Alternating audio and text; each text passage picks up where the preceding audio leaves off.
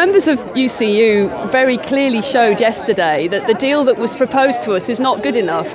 After we've been on strike for 3 weeks, people didn't feel that being asked to pay more for worse pensions and being faced with encouragement to reschedule lectures and miss teaching was adequate for the amount of organising, protesting and striking that we've done. We feel that we actually can win a much better deal, not just for us, but actually to defend public education, defend higher education, working with students. We know that students support us, and it's actually management who are responsible for the disruption to their studies.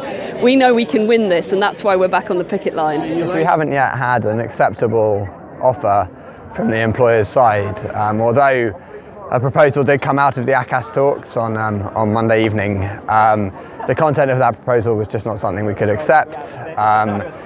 Although there was some defined benefit in the proposal, the threshold was dropped by about 20% for how much of your salary you get defined benefits on. The accrual rate, which determines how much pension you get per pound of salary, was reduced by well over 10%. And two of the most damaging things in addition to that were the capping of inflationary increases at 2.5% per year. Currently the limit is 10%, so that's a really heavy cut.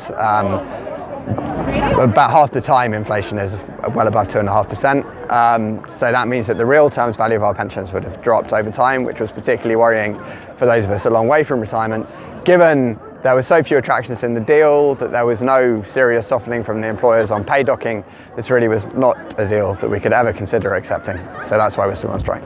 The overwhelming majority of staff rejected the deal that came out of the ACAS talks because they simply thought it wasn't good enough after 3 weeks of strike action, after disrupting the education of students that we don't want to do. I think it was felt that we were paying more to get worse pensions. And I think one of the most insulting things that the employers have pushed on staff is the demand that we reschedule our teaching that we cancelled through withdrawing our labour, and if we don't, they'll dock our pay for that as well. I think that's just adding insult to injury. Well, 3 reasons why we're still on strike.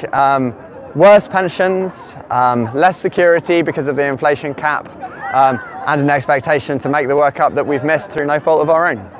Vice-Chancellor, Vice-Chancellor, do you have a pension? Vice-Chancellor, Vice-Chancellor, did I forget to mention that this university is taking mine from me? Soon I will be hungry when I'm old and grey. Are they taking yours from you? Somehow I doubt that's true, and if they are, you could always